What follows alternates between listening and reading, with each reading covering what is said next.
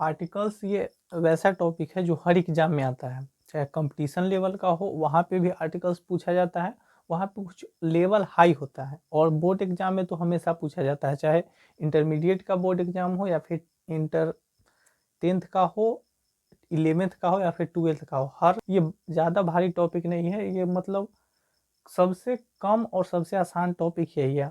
Articles जो देख रहे हैं, आर्टिकल्स यानी ए एन और द जो होता है, जिसको आर्टिकल्स बोलते हैं, ये बहुत कम समय लेता है, ऐसे बोल सकते हैं कि बहुत कम समय लेता है और बहुत हल्का है। ठीक है, तो आइए इसको देखते हैं, आर्टिकल्स क्या होता है, इसका यूज कैसे करते हैं। ए एन द, कहाँ पे इसको द बोलते हैं, कहाँ पे इसको दी बोलते हैं, कहाँ पे ए लगाते हैं, एन लगाते हैं।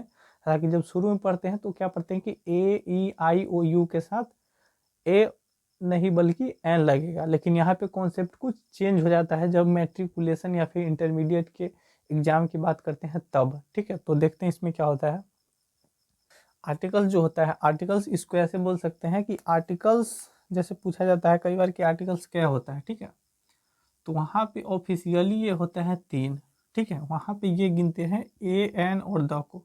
ठीक है, अगर लेकिन आपको अगर बोलना है तो आप 2 भी बोल सकते हैं। 2 कौन कौन, तो एक ये डेफिनिट और दूसरा इनडेफिनिट। ठीक है, आर्टिकल्स होता है 3, ए एन द, वैसे भी बोल सकते हैं, या फिर आर्टिकल्स होता है इंडेफिनिट और डेफिनिट। ठीक है, अगर इस तरीके से कैटेगरी करें आर्टिकल्स का 2, तो एक हो जाएगा इंडेफिनिट, जिसमें इंडेफिनिट को ही बोलते हैं ए एन, या फिर ए एन को ही बोलते हैं इंडेफिनिट आर्टिकल्स। ठीक है, और द को बोलते हैं डेफिनिट। तो द को बाद में देखेंगे, हालांकि थोड़ा लेंदी टॉपिक होता है द। ठीक है, द थोड़ा लेंदी है, लेकिन ए और एन बिल्कुल आसान है, जो कि 5 से 10 मिनट का ही कॉन्सेप्ट है बस। कहाँ पे ए लगेगा और कहाँ पे एन। तो इंडिफिनिट आर्टिकल्स यानी कि ए एन का जो यूज करेंगे, यूज इसका जो होता है यूज, वो मात्र इसी कंडीशन के लिए होता है। ए और एन आर्टिकल्स केवल तभी एप्लीकेबल होगा जब नाउन जो है, नाउन का मतलब जिसके आगे ए और एन लगाना है वो सिंगुलर होना चाहिए। सिंगुलर का मतलब होना चाहिए सिंगल, जिसको काउंट कर सकते हैं। ठीक है, सिंगुलर का मतलब सिंगल होना चाहिए एक। ठीक है, दूसरा काउंटेबल हो सकता है, जिसको काउंट कर सकते हैं। सिंगुलर काउंटेबल नाउन मतलब ऐसा नाउन, मतलब गिनने के लिए वैसा कोई चीज या फिर वस्तु जिसको गिन सकते हैं, काउंट कर सकते हैं, उसी के साथ ए और एन लगा सकते हैं। ए और एन वहां पे ही एप्लीकेबल है आर्टिकल्स, जहाँ पे ए और एन जिसको काउंट कर सकते हैं। सिंपल ये समझो कि काउंट कर सकते हैं। ठीक है, उसी के आगे एक कंडीशन और ऐड कर देते हैं हम लोग कि सिंगुलर काउंटेबल नाउन होना चाहिए, क्योंकि ए का मतलब होता है कोई, कोई या फिर एक। क्योंकि ए का मतलब होता है अजनबी के तरीका, मतलब ये फिर ये, या फिर एन का मतलब होता है जैसे कोई, कोई यानी कि एक, इसका मतलब ही होता है कोई। या फिर सिंगुलर काउंटेबल नाउन मतलब सिंगल होना चाहिए, तभी उसके आगे ए या फिर एन लगा सकते हैं। जैसे यहाँ पे है ओएल, ओएल को गिन सकते हैं कि, मतलब उस ये बोल रहा है कंडीशन, मतलब मेजर कंडीशन ए और एन इंडेफिनिट का ये है कि सिंगुलर काउंटेबल नाउन होना चाहिए, मतलब सिंगल होना चाहिए, जिसको काउंटेबल होना चाहिए, गणनीय होना चाहिए, जिसको गिन सके, काउंट कर सके। तो ओएल को गिन सकते हैं नहीं, तो इसमें कोई आर्टिकल नहीं होगा, ना ए एप्लीकेबल होगा ना एन, कोई नहीं लग सकता है। जिसको काउंट कर सकते हैं केवल उसी को। उसी तरीके से यहाँ पे ऑयल के आगे नहीं, मतलब ऑयल को क्या करते हैं, गिनते हैं या फिर मापते हैं, लीटर में मापते हैं। ऑयल, वाटर, घी, इन सब को क्या करते हैं, लीटर में मापते हैं या फिर केजी में माप लेते हैं। इसी तरीके से मापते जोखते हैं, उसका मेजरमेंट करते हैं। तो यहाँ पे ऑयल के आगे क्या होगा, कुछ नहीं होगा, क्योंकि यहाँ पे क्या बोला है कि सिंगुलर काउंटेबल नाउन। यहाँ पे अभी केवल इंडेफिनिट पढ़ रहे हैं ए और एन, तो ऑयल के आगे क्या होगा, कुछ नहीं होगा। मतलब ए और एन में से, मतलब ऐसे थोड़ी बोलेंगे कि ए ऑयल मतलब एक तेल, ये मतलब कौन सा बात हुआ, ए ऑयल या फिर एन ऑयल मतलब एक ऑयल, ऐसा कुछ थोड़ी होगा। इसलिए यहाँ पे कोई भी नाउन नहीं होगा। ठीक है, ए और एन में से यहाँ पे कुछ भी नहीं होगा। ठीक है, जैसे इसके ऑप्शन में जब भी आता है तो ऑप्शन ए में देता है ए होगा आर्टिकल्स, मतलब 4 इस तरीके से ऑप्शन बनाता है, ए होगा, बी में लिख देगा कि एन भरा जाएगा, फिर सी में लिख देता है कि द, और चौथा हमेशा से देता है नॉन ऑफ दीज। ठीक है, तो नॉन ऑफ दीज यहाँ पे वो कॉन्सेप्ट के ऊपर डिपेंड करता है कि उसमें क्या भरा जाएगा। ठीक है, तो बेसिकली जो होता है वो केवल काउंटेबल नाउन के साथ ही लगाते हैं ए और एन, जिसको काउंट कर सके या फिर जिसको गिना जा सके। इसको हिंदी में लिखेंगे तो क्या होगा, जिसको गिना जा सके, मतलब ऐसी संज्ञा जिसको गिन सकते हैं, उसके आगे लगाते हैं द, सॉरी ए और एन। ऑयल को नहीं गिन सकते हैं मतलब तेल को, उसके आगे वाटर गिनाएगा कि वाटर को मापते हैं लीटर में या फिर लीटर में, क्विंटल, मतलब इस तरीके से मापते हैं। वाइल वाटर को तो नहीं गिनते हैं, तो यहाँ पे भी ए और एन में से कुछ भी नहीं होगा। ए और एन केवल वहाँ पे एप्लीकेबल है जिसको काउंट कर सकते हैं यानी गिन सकते हैं। तो ऑयल में नहीं हुआ, वाटर में नहीं, वैसे उसी तरीके से घी में भी नहीं होगा। बिल्कुल सही सोचे। बॉय, यहाँ पे बॉय है मतलब सिंगुलर काउंटेबल, सिंगल है ना ये बॉय, और यहाँ पे है बॉयज मतलब यहाँ पे लड़का और यहाँ पे लड़के। इसका हिंदी भी लिखते हैं यहाँ पे लड़का और यहाँ पे लड़के। अब देखो दोनों में डिफरेंस, यहाँ पे ए बॉय होगा। ठीक है, अच्छा सॉरी एक कॉन्सेप्ट तो बताया नहीं। अच्छा पहले यहाँ पे देख लेते हैं, ठीक है, उसके बाद वो कॉलम को देखें। जैसे यहाँ पे ए बॉय लिख सकते हैं, सिंगल है तो ए बॉय मतलब एक लड़का, मतलब कोई भी लड़का। जैसे आई नो अ बॉय, मैं किसी लड़के को जानता हूँ या फिर मैं एक लड़के को जानता हूँ, आई नो, तो यहाँ पे ए बॉय हो सकता है क्योंकि सिंगल है यहाँ पे, और यहाँ पे पहले से ही प्लूरल है। तो ए बॉयज या फिर एन बॉयज ऐसा कुछ नहीं हो सकता है, केवल होना चाहिए सिंगुलर काउंटेबल। काउंटेबल गिन सकते हैं ठीक है, लेकिन सिंगुलर होना चाहिए। ठीक है, उसी तरीके से यहाँ पे गर्ल है तो गर्ल में गर्ल लिख सकते हैं, लेकिन अगर इसी तो ये लगेगा गर्ल्स, अगर इसी तरीके से यहाँ रहे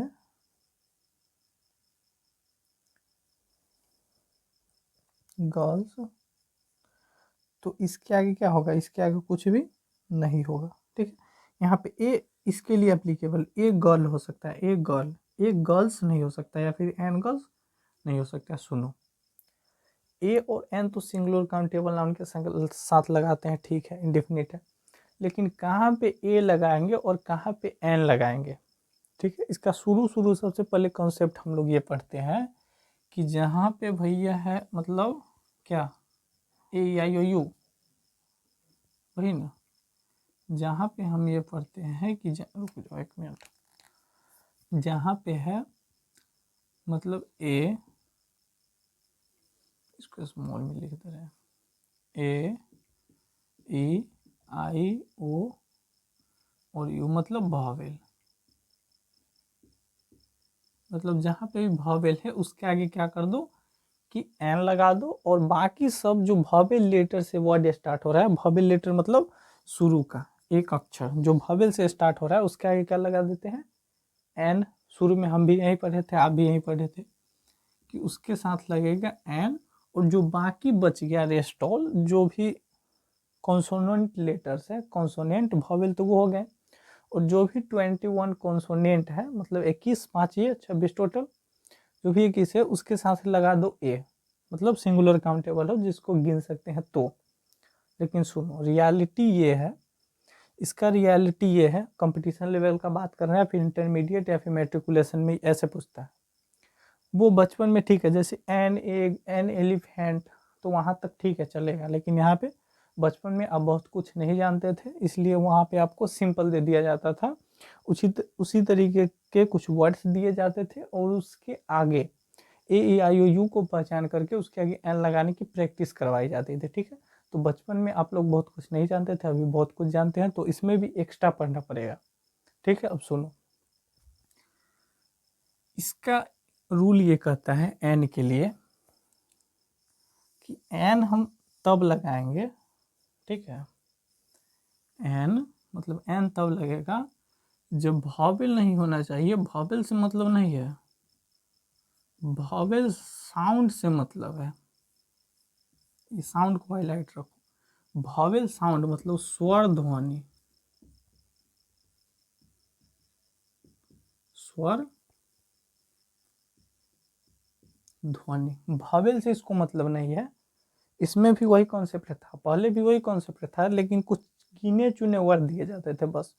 इसका असली जो कॉन्सेप्ट है आर्टिकल्स इंडिफिनिट यानी ए और एन में, ए और एन कहाँ लगेगा कि सिंगुलर काउंटेबल तो होना चाहिए, ठीक है, और एन वहां पे लगाएंगे जहां पे भावेल से मतलब नहीं है, भावेल साउंड मतलब इसका अगर बोला जाए तो भावेल साउंड यानी स्वर ध्वनि होना चाहिए। लेटर का जो वर्ड जब प्रोनाउंस करेंगे उसको प्रोनाउंस करते हैं, मतलब जब उसको प्रोनाउंस करते हैं यानी कि बोलते हैं, उच्चारण करते हैं, जैसे यूनिवर्सिटी, आवर, आवर्स, MLASDO, जब इसको इंग्लिश में पढ़ते हैं तो उसका जो शुरू है वो स्वर ध्वनि होना चाहिए, यानी भावेल साउंड, भावेल नहीं, भावेल साउंड। और भावेल साउंड कौन कौन होता है शुरू में हम ही पढ़ते थे, शुरू में वही होता है भावेल साउंड कौन कौन, जैसे इसको कुछ मतलब अनुभव के आधार पे लिख दे रहे हैं, क्या होता है भावेल साउंड, जैसे अ, आ, ई, ऊ, ऊ, मतलब ये तो वही हो गया कि ऊपर आके फिर नीचे का पढ़ो, अ आ ई ऊ। उसके बाद क्या होता है ए आई ओ औ अंग, मतलब इतना ऊपर आके फिर नीचे। अब सुनो, भावेल साउंड जो होता है स्वर ध्वनि, मतलब इतना से काम चल जाएगा हिंदी में। अब कितना होता है, 10 से होता है कि 11 होता है, पता नहीं, शायद 11 होता है हिंदी में जब हिंदी पढ़ते हैं तो। भावेल साउंड से होना चाहिए, मतलब प्रोनाउंसिएशन जो है अ आ ई ऊ ए ऐ ओ अंग अह, स्वर ध्वनि से स्टार्ट होना चाहिए। Vowel A I O you है, उससे मतलब इसको नहीं है, यहाँ पे यू है उससे मतलब नहीं है कि ए लगेगा कि एन लगेगा, भावेल साउंड होना चाहिए। भावेल साउंड क्या होना चाहिए, अब समझो सही से, जिस इसको पढ़ते क्या हम लोग, यहाँ पे तो है भावेल है भाई, यू भावेल है। अब सुनो सही से, भावेल है तो लगा देना चाहिए उसके अकॉर्डिंग, तो डायरेक्ट एन, भावेल के अकॉर्डिंग अगर यू को देखे तो लगा देना चाहिए एन, ये होना चाहिए सही। अब देखो इसको पढ़ते क्या है, प्रोनाउंस क्या करते हैं, मतलब उच्चारण यूनिवर्सिटी, और लिखते क्या है यूनिवर्सिटी। अब बताओ इसका रूल क्या कहता है कि फर्स्ट लेटर का उच्चारण, लिख देंगे हिंदी में, रुक जाओ यहाँ पे लिख दे रहे हैं,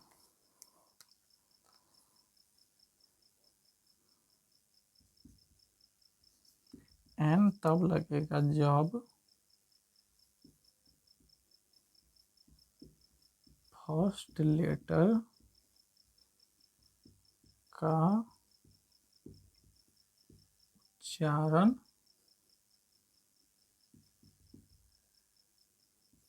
मतलब स्वर यानी भावेल,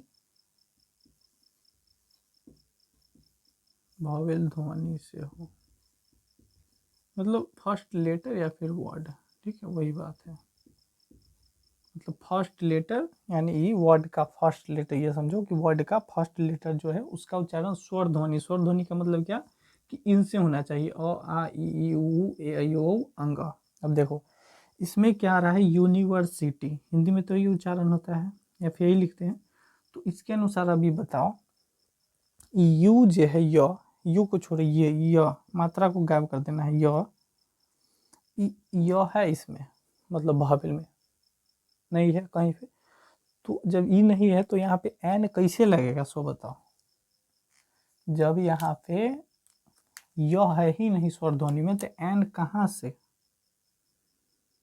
एन क्या होगा, ए होगा, ए स्वर ध्वनि से मतलब है तो याद रखना ए यूनिवर्सिटी। अब यहाँ देखो ससुरा इसको देखो, एच जो है, एच तो नहीं है भावेल में, नहीं ना है। अब इसका प्रोनाउंसिएशन क्या करते हैं, हावर नहीं होता है, आवर पढ़ते हैं इसको।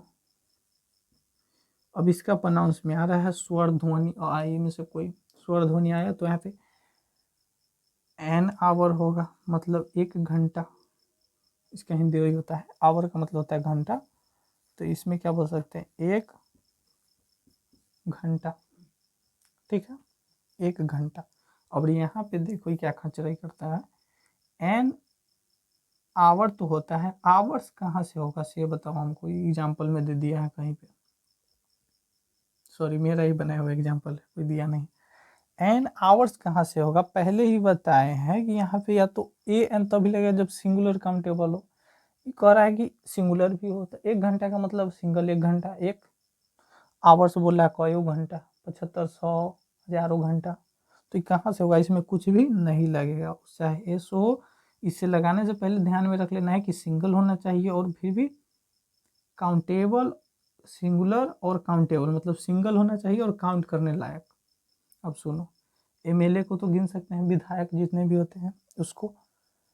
अब इसको क्या पढ़ेंगे, एमएलए पहला लेटर क्या है, एम, इसको एम पढ़ो, एम एल, छोड़ो वहाँ का, शुरू का खाली देखो, एम, ए है, स्वर ध्वनि है, मतलब भवेल साउंड है ना बाबू।